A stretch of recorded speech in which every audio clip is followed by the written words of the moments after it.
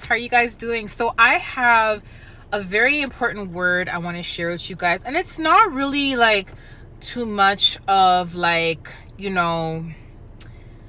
much of a conviction, but it's something that even I learned from, okay? And it's something that's very important. I feel everyone needs to know this, everyone needs to be aware of this, but everyone also, we can learn from this. Like, I just put out a video, do you want to be a light or a parasite? This relates to that as well. Now, in that video, I talked about, when you do things in life, like, you have to say to yourself, do I want to be a light or do I want to be a parasite? Make sure that everything that you do is with good intentions, okay? Good intentions, and make sure that, you are careful with what you're doing, what you're saying, how you're speaking, things like that.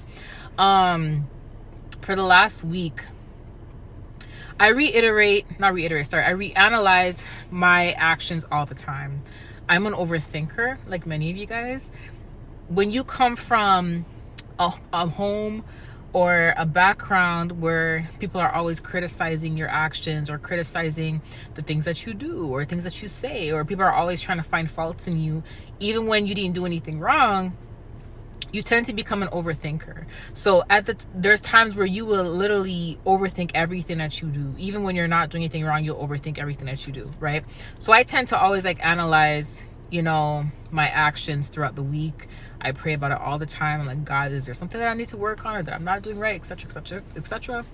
And God showed me something, and it was relating to warfare. And we have to understand that when we go through warfare, sometimes because we're tired, we're stressed out, sometimes because we feel nauseated, or we're just very moody, because warfare can make you very moody, extremely moody, especially when there's spell work involved and someone's doing witchcraft on you and you have life that you have to deal with. So it's like you gotta wake up after fighting a war in the spiritual realm, then you gotta wake up and fight a war in the physical realm, then you have people that you don't even know attacking you, then you have people that you from your family attacking you, friends attacking you, work, etc. And you have all these things going on, and you're under attack. Sometimes you can come across very snappy, very moody, very attitudey, and sometimes you won't even know that you are responding this way or acting this way because you're so focused on just wanting to survive, just wanting to get through the day, get through the night. It's like sometimes you fail to realize, okay, maybe I should have said this a little bit better. Maybe I should not have snapped in this moment. Maybe I should not have yelled in this moment. We're not all perfect. No, we're not perfect. That's why I posted the video the other day that I saw on TikTok. I forgot her name, China, where China was talking about the people from the Bible and their past and the things that they had to overcome and etc. And God still chose them. And I know some people took that video and made it seem like she was calling out people's sins instead of looking at her own sins, but that was not the point of the message. The point of the message was to let people know that you're not perfect, and the people that God has called who are in the Bible, they were not perfect either, and that you're still able to get a second chance. You're still able to make things right. That was the point of the video, not to make herself feel unworthy of God's love, because God will give you a chance. Even if your past was not the best, God can still give you a chance. It's not too late to walk with him. He can turn it around for the best. That was the whole point of the video, right? So around that time, I was analyzing with God about my life too, and he was letting me know that the warfare sometimes will have me sometimes very snappy when it comes to my kids. Like, if they're not doing something that I told them to do, sometimes I may say it a little bit more with anger than, hey, can you please do this? I may say, did I tell you to do that? Like, things like that, right? And I had to really sit back and analyze and be like, wow, thank you for letting me know, God, that I have to be cautious of how I say things and the types of emotions I am putting out. Because you can say something like, go get your shoes on right now, right? You can say, go get your shoes on right now. Or you can say, go get your shoes on right now. The types of emotions makes a difference. So if you say, go get your shoes on right now, the person may get their shoes on, but if you start yelling it, it may trigger something within them. It may make them feel like, wow, why am I being yelled at? you know, like, I know we're supposed to leave, but, you know, I know I got distracted on my phone or my game or whatever, but you didn't have to yell at me. You see what I'm saying? So they may, in that moment, their feelings may have been hurt.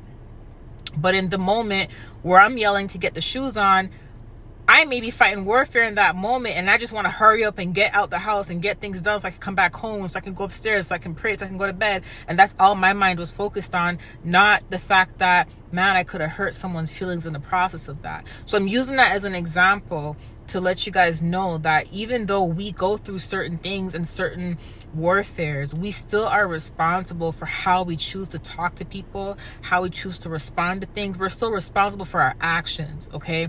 And I had to sit there and I had to repent today. I even had to go to my kids and be like, guys, you know, I had to talk to them and be like, you know, if I ever yelled at you, I'm very sorry. If I yelled at you to hurt your feelings, I'm very sorry. And I had to ask them, like, can you guys sit down and talk to me and tell me when I hurt your feelings, what I may have said? Because sometimes you may not think that you hurt anyone's feelings. You see what I'm saying? And it's not just if you have kids, it's in general. Sometimes you may think you didn't hurt anybody's feelings, but the response that you may have given someone may have hurt their feelings, or, you know, the way you looked at them may have hurt their feelings. You see what I'm saying? People won't understand your perspective, but then you won't understand theirs either. And that's the whole point of analyzing yourself, not overthinking things, but taking time to think before responding, before saying things. It's okay, instead of over analyzing yourself after something has already been done, it's okay to say, okay, I want to say this, but let me step back for a second and think about how I'm going to say it. So see how I'm making the video right now? I'm talking to you guys. I'm literally thinking about the words that are coming out my mouth, right? Before they come out my mouth. I'm not rushing to get them out to where it sounds like I'm rushing and the words are coming out before my thought process can even process it. You see what I'm saying? Like, that happens to me a lot, where I talk so fast. I talk faster than how I think sometimes, right? So it's okay to pull back, and it's okay to reflect and to think. Take a couple seconds to think before you say something, and to think about how you're going to say it. Think about the types of emotions you're projecting outwards before you say it. Do you get what I'm saying? And like I said, it doesn't only have to do with kids. In general, in the workplace, in your family, with friends, etc. You know what I'm saying? So we go through a lot of warfare, yes, but we also have to remember something. We have to remember that although we go through warfare, we have to do things the way how Christ does it. Doesn't mean we have to be perfect. No, God doesn't expect us to be perfect, but we have to make sure that everything we do, we are projecting out positivity. We are projecting out love.